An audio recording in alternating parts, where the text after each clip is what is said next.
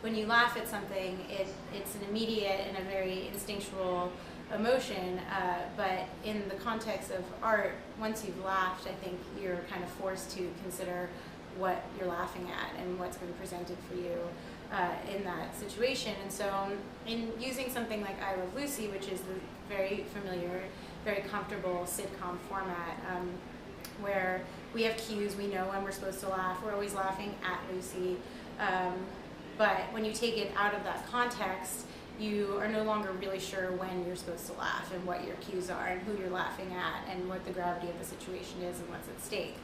At the time that this episode of I Love Lucy was made, it's 1954. This episode is all about this struggle for her to make art and questioning her medium and the validity of what she's doing and her own virtuosity in art making. And in 1954, you have to think that this is when, you know, abstract expressionism is happening. These very, very serious moment in art.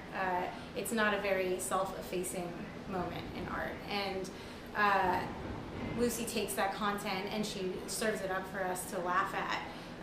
And she not only talks about the making of art and the struggle to figure out what your place in that larger world is, but the power structures that are at play. So, you know, ultimately the only person who can decide whether she should continue to pursue this or not is the dealer. And the dealer can't recognize that even though she can't make a perfect figurative sculpture, she ultimately does a performance that exposes everybody's position.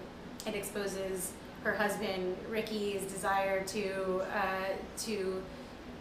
see her fail. It exposes the dealer's own shallow understanding of art and inability to see that she's actually performing. And so I think the humor in an episode like this and the humor in art in general allows people to kind of have